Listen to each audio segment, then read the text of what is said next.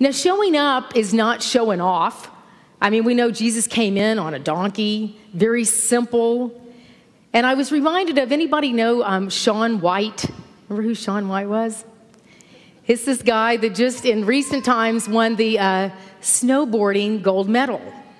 But before Shaun won, he had already, because of all the tallies, he'd already won the gold medal before he even did his stunt.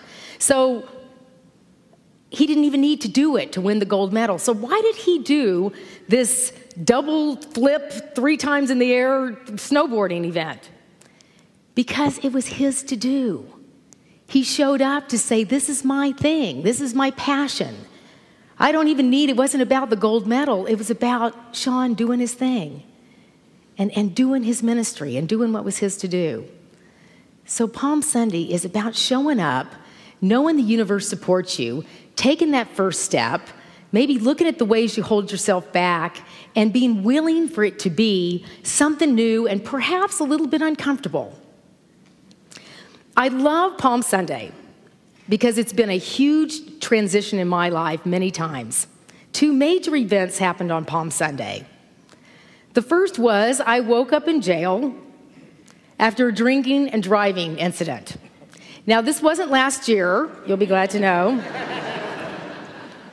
26 years ago on Palm Sunday, I woke up in jail. And I'd been there a couple of times before.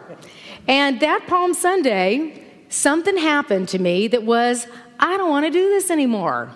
I don't want to live like this anymore. And it was the beginning of my journey to become very honest with myself about the disease of alcoholism and become part of a support group and a new consciousness that started on Palm Sunday. And another event that happened to me on Palm Sunday was after going and talking to Duke for about 30 minutes about some of my frustrations with ministry and how was I going to do this, and I didn't feel good enough, and I was confused about life. And he said, well, why don't you speak on Palm Sunday? See, now Duke doesn't let you mill around in the whining much. It's like it's boring. So, okay, so let's show up and do your thing. You talk about being a minister, we'll get out there and do it.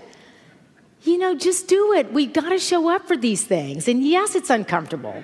And that was 4 years ago today. So this is my 4th anniversary here. And this has been a, well...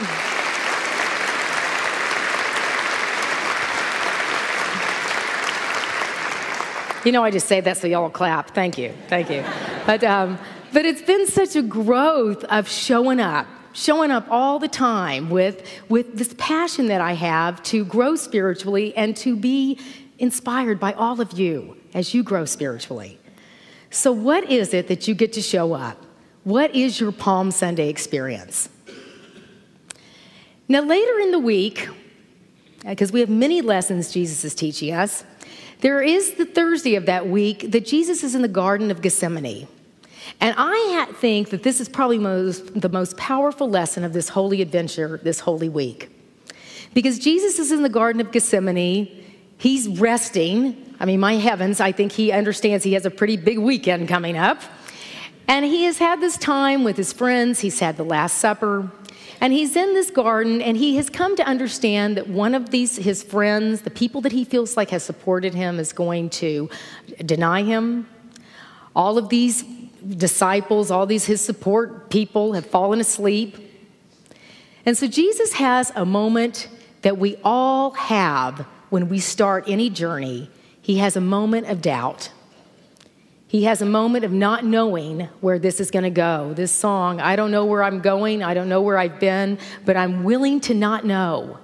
I'm willing to let this be a mystery. But right then, instead of being embraced in the mystery, he had doubt.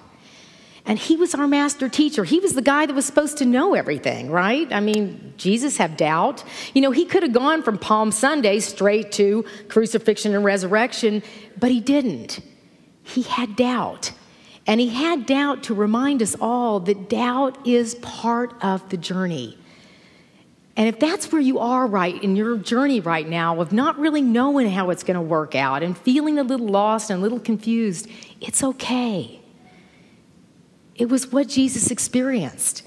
It's part of the holy journey, the holy adventure. And he sat with that, And what in reading about this and in understanding it in my own life, I believe what happened to him in that moment was that he went from feeling that separation that we do as human beings to knowing that the spirit within him was bigger than that problem. And that's what we get to do in doubt, is we get to understand that the spirit that is within you is bigger than that problem. The spirit that was in me is bigger than this problem. Can we say that together?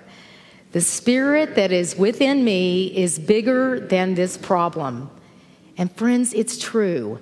And Jesus, of course, right after he said that, take this cup away from me, because it felt like it was too big of an experience. I don't want to do this. I don't have the spiritual awareness to do this. This does not look like fun. I am over this idea. I'd like to just exit left, please. That he got, in that next moment, the insight, thy will, not mine, be done. And he went from a feeling like the separate human being that we can do to this understanding that we're all one. We're all one. Have you noticed that if you share with anybody a challenge or an upset that you're going through, everyone's had a challenge and an upset, and we get to grow together. In fact, I believe the doubt and the overcoming is the spiritual muscle that we get to build. You know, that's the place that I get to, as a person that was recovering from addiction, I get to understand people with addiction. And as anybody that's going into any kind of spiritual unfolding ministry or any of a calling, I can talk to them about it. Because of this overcoming, because of the doubt that I felt, it's allowed me to understand the oneness that we all have. That we're all on this holy adventure and we're all growing. So Jesus in that moment said, not mine, but thy will be done. Let me see the bigger picture. Let me understand that even though I feel alone, I'm willing to see the bigger picture. I'm willing to see that this is what is defining me as a spiritual being. And then I believe that as he's moved from doubt to understanding a bigger view of what his mission was about, that he was able to go through this crucifixion and eventually resurrection in this understanding that this was his greatest teaching. That as David said in our earlier class, that you have to die to not be afraid to die. That we are always dying to our old self to know more of who we are. If you consider who you were the first day you walked into a Unity church and who you are today, you've grown. You've shifted.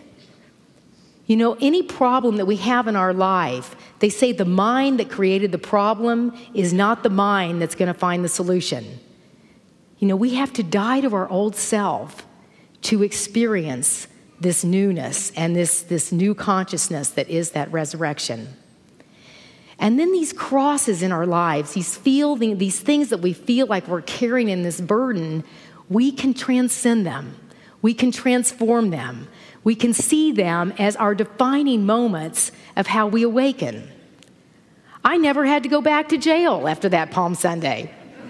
Yeah, I never had to go back because I got it that I was living in my problem, that I had defined myself as an addict.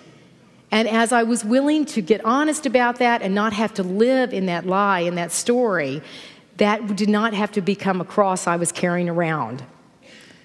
I have to use Dolly Parton every Palm Sunday when I talk about this, you know, get off the cross, somebody else needs the wood. That we have this experience of really seeing our crosses as ways that we are building our spiritual muscle, we're transforming, and we get to live life from this sense of, yeah, I have wounds, I have scars, but I've been able to understand that the spirit in me is bigger than this problem. I'm having a holy adventure. I'm living a mystery. I'm not living in the problem.